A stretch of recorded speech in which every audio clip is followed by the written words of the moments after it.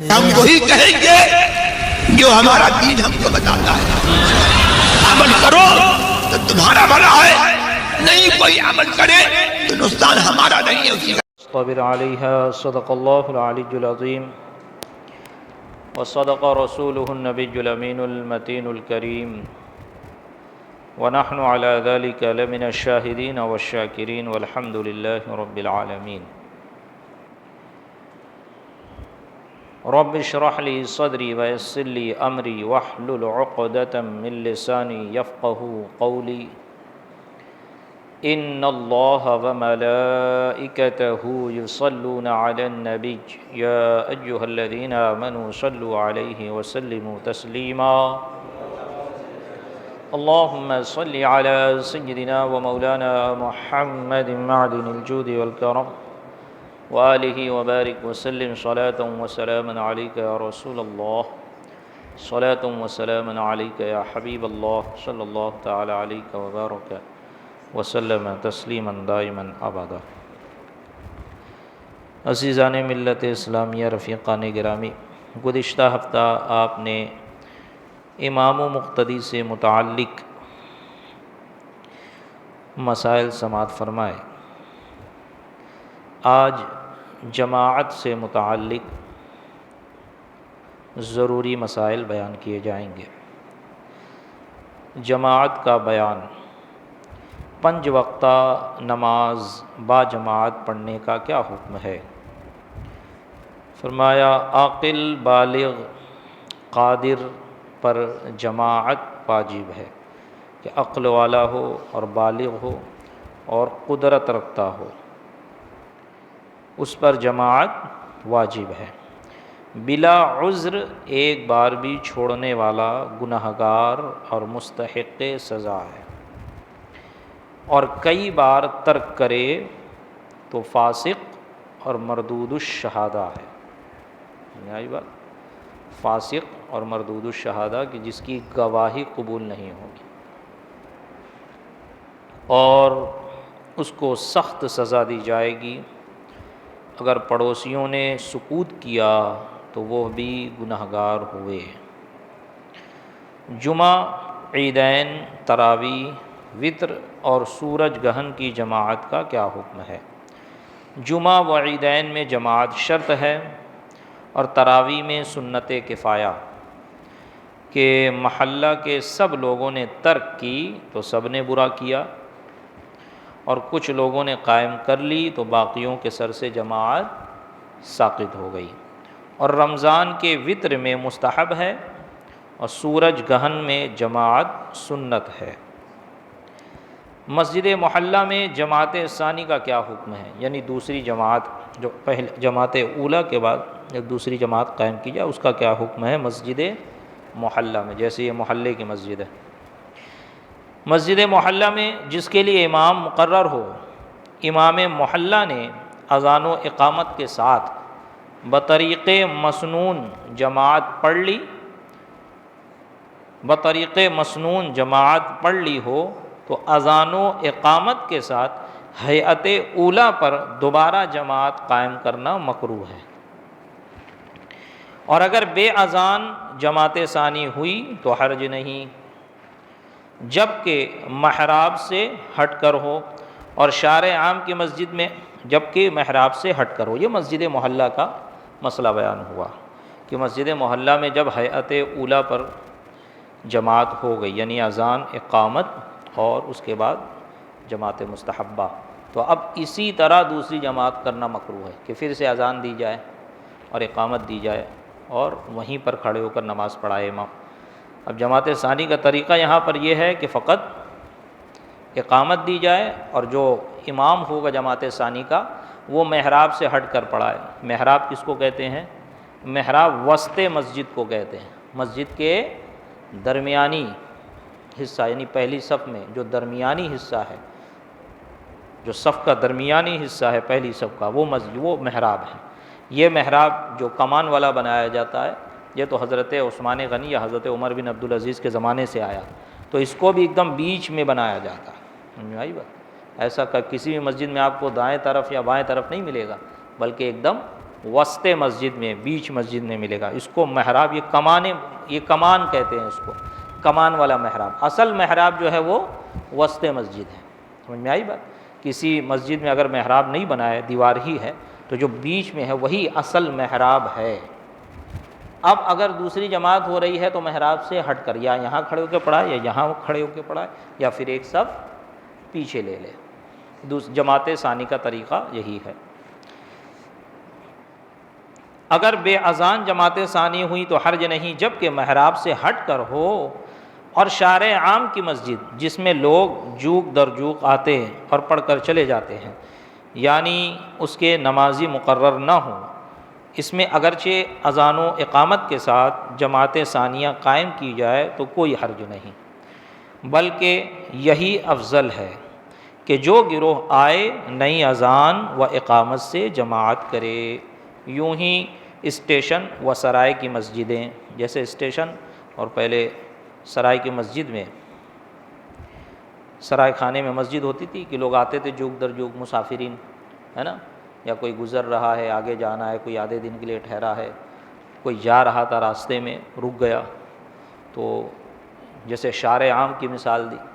اب تو خیر یہ حالات نہیں پائے جاتے، لیکن عام طور پر مملکت اسلامیہ جب ہوا کرتی تھی تو اس وقت ان سب باتوں کا مملکت اسلامیہ کے طرف سے خیال رکھا جاتا تھا۔ وہ مساجد بنائی اس لیے جاتی تھی کہ جو لوگ سفر کر رہے ہیں یا شارع عام پہ ہیں وہ لوگ نماز پڑھ کے آگے بڑھ سکے۔ جماعت میں حاضری کس صورت میں معاف ہے؟ درج ذیل صورتوں میں جماعت معاف ہے۔ مریض جسے مسجد تک جانے میں مشقت ہو، پریشانی ہو، اپاہج جس کا پاؤں کٹ گیا ہو، جس پر فالج گرا ہو، اتنا بوڑھا کہ مسجد تک جانے سے عاجز ہے، اندھا اگرچہ اندھے کے لیے کوئی ایسا ہو جو ہاتھ پکڑ کر مسجد تک پہنچا دے، اس کے باوجود اس کو جماعت میں حاضر ہونا واجب میں معاف ہے اس کے لیے۔ سخت بارش اور شدید کیچڑ کا حائل ہونا، سخت سردی، سخت تاریکی، یہ فقط بارش اور سردی کی بات نہیں ہو رہی ہے، یعنی ایسی سردی کہ بندہ جس سے نکلنے میں کوئی جان کا خطرہ ہو یا کسی طور پر خطرہ ہو، بیمار پڑ جائے گا، یا یہ کہ کوئی عضو تلف ہو جائے گا، یا راستہ سیف نہیں ہے بارش اور کیچڑ اور سردی کی وجہ سے یا تاریکی کی وجہ سے، سخت تاریکی یا آندھی آ گئی ہو، یا مال یا کھانے کے تلف ہونے کا اندیشہ ہو کہ جماعت پڑھانے جائے گا، جماعت پڑھنے جائے گا، جماعت سے نماز پڑھنے جائے گا تو یہاں مال غائب ہو جائے گا، اس کا مال کا نقصان ہو جائے گا، کھانا تلف ہو جائے گا وغیرہ وغیرہ۔ قرض خواہ کا خوف، اور یہ تنگ دست ہے کہ کسی سے قرض لیا ہے اور اب دینے کی طاقت نہیں ہے، اور جماعت سے نماز پڑھنے جاتا ہے تو بیچ میں قرض خواہ ملتا ہے اور بے عزت کرتا ہے اور پریشان کرتا ہے، اور اس کی حالت ایسی ہے کہ یہ نہیں دے سکتا قرض۔ اگر حالت ایسی ہے دے سکتا ہے تو تب معذور نہیں ہے بلکہ وہ قرض دے۔ ظالم کا خوف کہ کوئی ظالم ہے، اگر وہ نکلے گا تو اسے نقصان پہنچائے گا، مارے گا، ظلم کرے گا۔ پاخانہ پیشاب ریاح کی حاجت شدید، ریاح یعنی گیس، شدت کا پاخانہ لگا ہو، پیشاب لگا ہو تو جا کے پہلے پاخانہ پیشاب کرے، ریاح ہے، پیٹ میں گیس ہے تو گیس نکالے، باہر کرے، جب اس سے آرام ہو جائے تب نماز پڑھے۔ ہاں اگر نماز کا وقت ختم ہو رہا ہے، اگر وہ پاخانہ پیشاب جا کر کرے گا، نماز کا وقت نکل جائے گا تو اسے یہ کہا شریعت یہ کہتی ہے کہ نماز پڑھے اور اس کے بعد جا کے پاخانہ پیشاب کرے اور پھر نماز دہرائے، اور وقت میں گنجائش ہے تو جا کے پہلے فارغ ہو اس کے بعد نماز پڑھے۔ کھانا حاضر ہے اور نفس کو اس کی خواہش ہے، بھوک لگی ہوئی ہے، کھانے میں من لگا ہوا ہے، کیونکہ اگر نماز پڑھنے کھڑا ہو جائے گا تو خشوع خضوع نہیں رہ جائے گا، دل بٹے گا، اس لیے پہلے کھانا کھا لے اور اس کے بعد جماعت سے جس کے بعد نماز پڑھے۔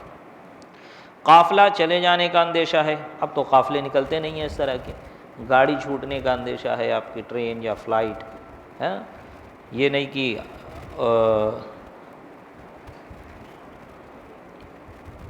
اس ٹرین اور اس گاڑی کی جگہ دوسری گاڑی اگر آپ کو مہیا ہے تب میرے خیال سے آپ کو جماعت چھوڑنے کی اجازت نہیں ہے، جبکہ پرٹیکولر جیسے ہم ایکسپریس کا ٹکٹ نکالتے ہیں، فلائٹ کا ٹکٹ نکالتے ہیں کہ وہ چھوٹ جائے گی تو آپ دوسرے سے نہیں جا سکتے، اگر دوسرے سے جائیں گے تو مشقت ہوگی، تکلیف ہوگی. سمجھ میں آئی بات؟ یعنی چھوٹے چھوٹے سفر، یا یہ کہ جس میں گنجائش ہے اور اس کے علاوہ دوسرے ذرائع ہیں کہ اگر آپ جماعت سے پڑھیں گے تو دوسرا کوئی ذریعہ ہے آپ کے لیے جانے کے لیے اور آسانی ہے اس میں، تب آپ جماعت چھوڑنے کی اجازت نہیں ہوگی.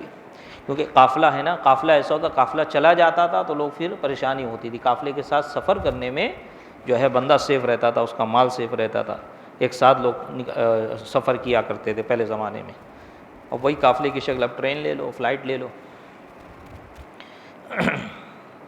مریض کی تیمارداری کہ جماعت کے لیے جانے سے اس کو تکلیف ہوگی اور گھبرائے گا، یہ سب ترک جماعت کے لیے عذر ہیں. کہ آپ کے گھر میں کوئی مریض ہے، آپ اس کی دیکھ بھال کر رہے ہیں، آپ کے علاوہ کوئی ہے ہی نہیں، اور آپ اگر جاتے ہیں جماعت سے نماز پڑھنے تو وہ پریشان ہوئے گا، گھبرائے گا. تو یہاں پر کہتے ہیں آپ کو گھر پہ نماز پڑھ لینا ہے. جماعت میں جماعت چھوڑنے اور جماعت آپ پر معاف ہے، جماعت چھوڑنے کی آپ کو اجازت ہے.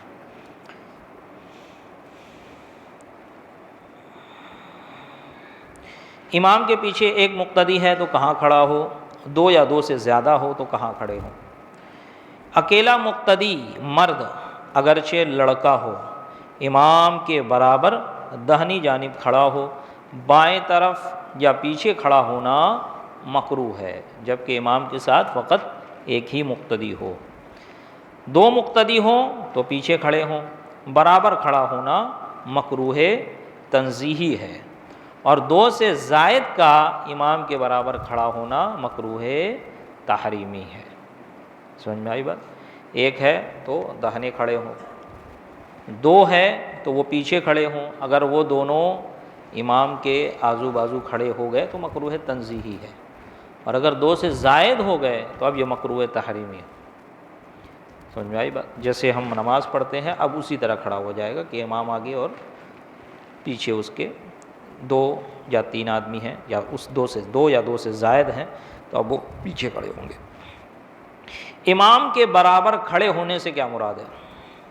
ایک مقتدی ہے امام کے ساتھ تو وہ امام کے برابر کھڑے ہو کہا نا، تو برابر کھڑے ہونے سے مراد کیا ہے؟ برابر ایک دم کھڑے ہوں، پیر سے پیر ملا کے، یا ایڑی اور ٹخنا پیچھے ہو؟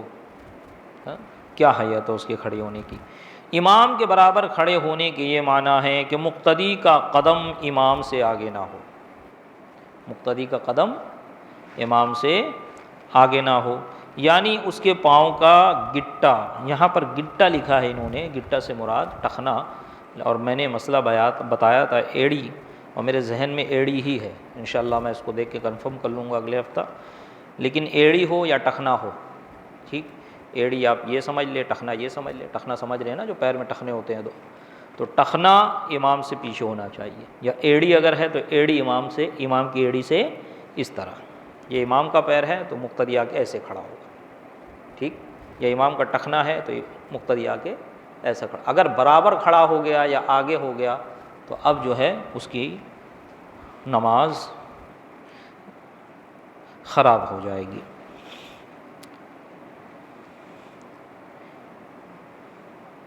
امام کے برابر کھڑے ہونے کے معنی یہ ہے کہ مقتدی کا قدم امام سے آگے نہ ہو، یعنی امام کے پاؤں کا گٹا اس کے گٹے سے آگے نہ ہو.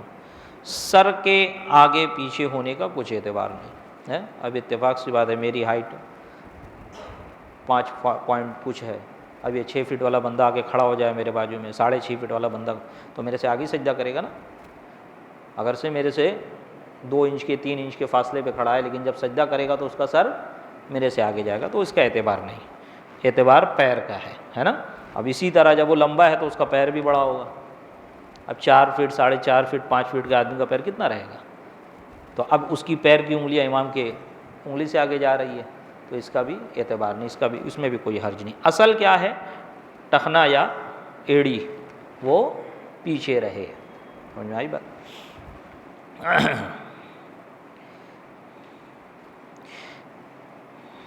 سر کے آگے پیچھے ہونے کا کچھ اعتبار نہیں. تو اگر امام کے برابر کھڑا ہوا اور چونکہ امام مقتدی سے دراز قد ہے، لہٰذا سجدے میں مقتدی کا سر امام سے آگے ہوتا ہے، مگر پاؤں کا گٹا گٹے سے آگے نہ ہو تو حرج نہیں. یوں ہی اگر مقتدی کے پاؤں بڑے ہوں کہ انگلیاں امام سے آگے ہیں، جب بھی حرج نہیں جبکہ گٹے آگے نہ ہوں۔ ایک شخص امام کے برابر کھڑا تھا، ایک اور آ گیا تو کیا کرے؟ ایک شخص امام کے برابر، یعنی جو حیت بتایا وہ حیت ذہن میں رکھیں۔ ایک شخص امام کے برابر کھڑا تھا، پھر ایک اور آیا تو امام آگے بڑھ جائے اور وہ آنے والا اس مقتدی کے برابر کھڑا ہو جائے، یا وہ مقتدی پیچھے ہٹ آئے خود یا آنے والے نے اس کو کھینچا، خواہ تکبیر کے بعد یا پہلے، یہ سب صورتیں جائز ہیں۔ سمجھ میں آئی بات؟ کہ مقتدی ایک ہے، امام کے ساتھ ایک مقتدی ہے، اب دوسرا شخص آیا تو وہ کیا کرے اور کیسے نماز پڑھی جائے؟ تو یا تو مقتدی خود پیچھے آ جائے، ٹھیک، یا یہ کہ امام آگے بڑھ جائے، یا امام آگے بڑھ جائے، یا یہ کہ آنے والا امام کو اشارہ کر دے کہ امام کو معلوم ہو تو وہ آگے بڑھ جائے، یا پھر آنے والا مقتدی کو پکڑ کے پیچھے کر لیں، دونوں صورت جائز ہیں۔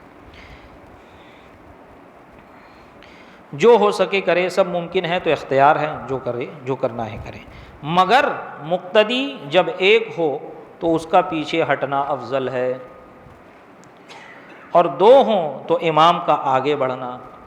سمجھ میں آئی بات؟ اگر مقتدی ایک ہے تو افضل یہ کہ مقتدی پیچھے ہٹ جائے، یہ افضل کی بات ہو رہی ہے، جائز و ناجائز کی بات نہیں ہو رہی ہے، افضل یہ ہے، ورنہ صورت بتا دی جو چاہے کریں، یا آنے والا اس کو پیچھے لے لے، یا خود مقتدی پیچھے آ جائے، یا امام آگے بڑھ جائے، یا آنے والا امام کو اشارہ کر دے، ٹھیک ہے، سب صورتیں جائز ہیں۔ لیکن اب جب کہ دو ہوں تو دو بتایا نا کہ مکروہ تنزیہی ہے، مکروہ تحریمی نہیں ہے کہ امام کے دائیں بائیں دو کھڑے ہیں، اب تیسرا آئے گا تو مکروہ تحریمی ہو جائے گی، تو اب افضل ہے کہ امام آگے بڑھ جائے، اور اگر امام آگے نہ بھی بڑھا اور اس نے دونوں کو پیچھے لے لیا تب بھی چلے گا، لیکن اس میں افضل یہ ہے کہ امام آگے بڑھ جائے، کیونکہ امام جب ہوگا تو اس کو یہ مسئلہ معلوم ہوگا، یہ میرا سمجھ لیجئے حسن ظن ہے کہ کم سے کم امام کو اتنا مسئلہ تو معلوم ہونا چاہیے کہ اس صورت میں کیا کیا جائے۔ مقتدی جب ایک ہو تو اس کا پیچھے ہٹنا افضل ہے، دو ہو تو امام کا آگے بڑھنا۔ اگر مقتدی کے کہنے سے امام آگے بڑھا، اب یہاں سنیں، اگر مقتدی کے کہنے سے امام آگے بڑھا یا مقتدی پیچھے ہٹا اس نیت سے کہ یہ کہتا ہے اس کی مانوں، تو نماز فاسد ہو جائے گی، کیونکہ تلقم من الخارج۔ سمجھ میں آئی بات؟ نماز کے باہر سے کوئی لقمہ نہیں دے سکتا، اسی لیے نماز میں دیکھ کر قرآن پڑھنے سے فوراً نماز فاسد ہو جائے گی۔ سمجھ میں آئی بات؟ ہاں، تو اس نیت سے اگر مقتدی پیچھے ہٹا کہ یہ کہتا ہے میں اس کی مانوں، کیونکہ آنے والا بھی نماز سے باہر ہے نا، یا امام اس نیت سے آگے بڑھا کہ یہ کہہ رہا ہے میں اس کی مانوں، تو نماز فاسد، اور دل میں یہ سوچا کہ شریعت کا یہ حکم ہے، شریعت کی اتباع میں میں پیچھے ہٹ رہا ہوں یا آگے بڑھ رہا ہوں، تو نماز ہو جائے گی۔ اب صفوں کی ترتیب کیا ہونا چاہیے؟ یہ سب آسان مسائل ہے، کوئی دقت تو ہو نہیں رہی آپ لوگوں کو سمجھنے میں۔ صف دیکھیں، عام طور پہ تو ایسا ہوتا ہے کہ مرد آتے ہیں بچے آتے ہیں آج کے زمانے میں، لیکن شریعت کا کیا حکم ہے وہ سماعت فرما لے۔ مرد بچے خنسا یعنی جسے ہم عام زبان میں کہتے ہیں ہجڑے، ہے نا، اور عورتیں جمع ہوں، تو صفوں کی ترتیب یہ ہے کہ پہلے مردوں کی صف ہو، جب مردوں کی صف لگ جائے تو اس کے پیچھے بچوں کی صف، پھر اس کے بعد خنسا کی صف، پھر اخیر میں عورتوں کی، اور بچہ تنہا ہو تو مردوں کی صف میں داخل ہو جائے۔ صفیں بنانے میں کن باتوں کا خیال رکھنا ضروری ہے؟ صفیں بنانے میں 4 چیزوں کا خیال رکھنا ضروری ہے۔ تسویہ یعنی سب برابر ہو، سیدھی ہو، مقتدی آگے پیچھے نہ ہو، ہے نا۔ اب تو یہ آسانی ہو گئی، آپ نے سنا ہوگا، پڑھا ہوگا کہ حضرت عمر فاروق ہے، نبی پاک صلی اللہ علیہ وسلم یا حضرت عمر فاروق یا دیگر خلفائے راشدین جب جماعت قائم کرتے تو سب درست کرتے، ہے نا۔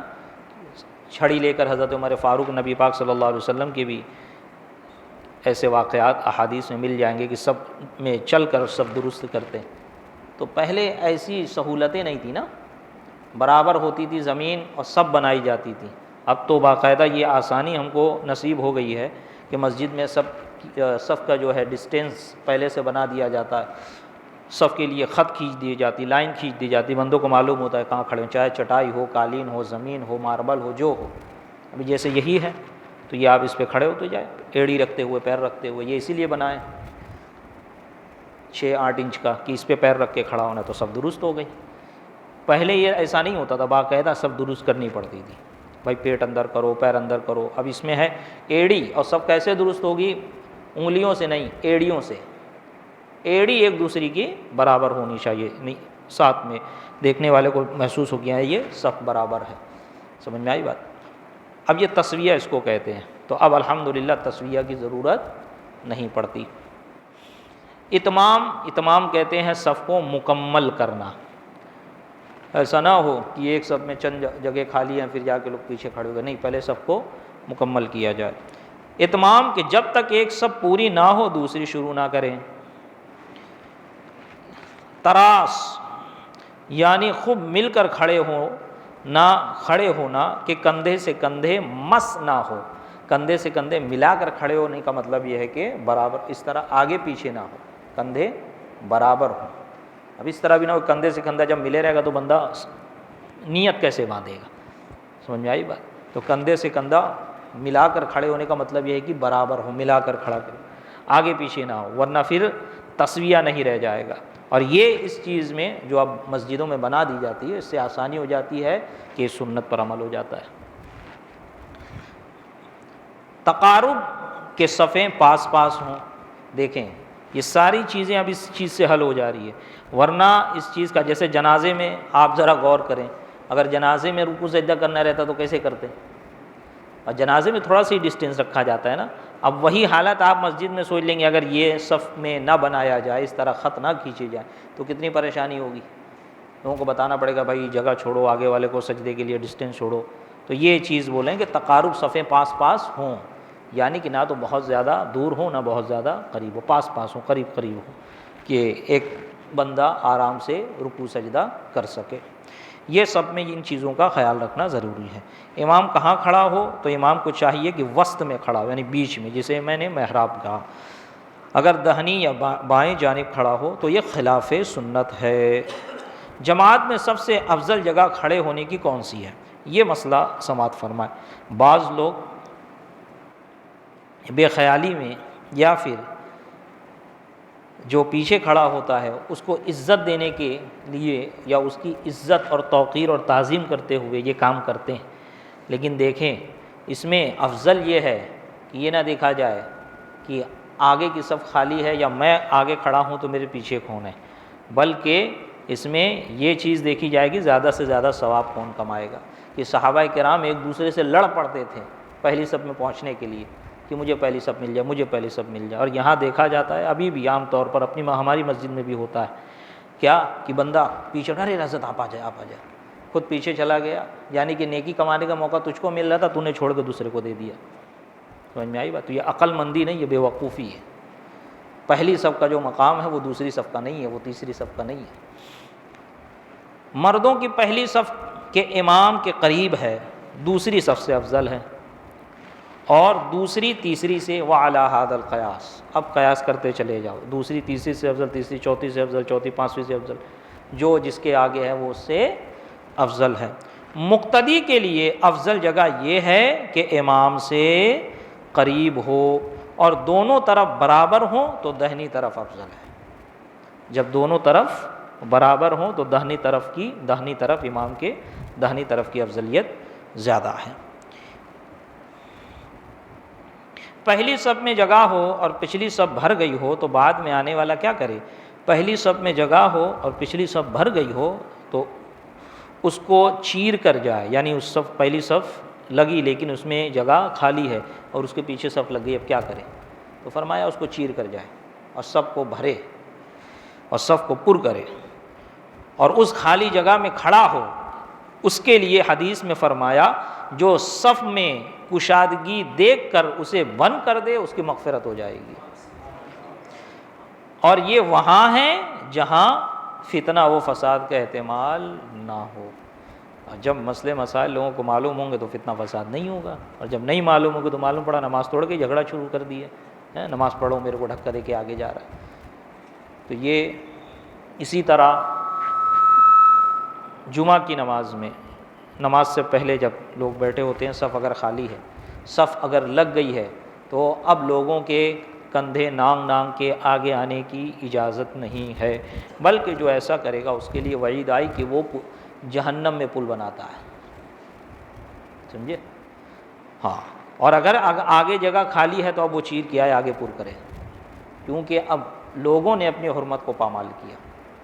اسی طرح جماعت سے نماز ہو رہی ہو اور صف لگ رہی ہو، اب صف کسی نے پر نہ کی، آگے جگہ خالی رکھی، نماز شروع ہو گئی، تو آنے والا اب چیر کے آگے جائے، سب کو ہٹاتے ہوئے آگے جائے کہ اب ان لوگوں نے اپنی حرمت کو پامال کیا۔ ہاں، لیکن وہاں جہاں پر فتنہ و فساد کا احتمال نہ ہو، جہاں فتنہ فساد ہونے کا اندیشہ وہاں نہ کیا جائے، ورنہ سارا وبال آپ کے سر آ جائے گا۔ سمجھ میں آئی بات؟ وبال سے مراد لوگوں کا وبال، شریعت وبال نہیں، اور پھر آپ سب سے بڑے فتین ہو جائیں گے ان لوگوں کے نظر میں، حالانکہ آپ شریعت پہ عمل کرنا چاہ رہے تھے۔ تو حکمت عملی بھی کوئی شے ہوتی ہے۔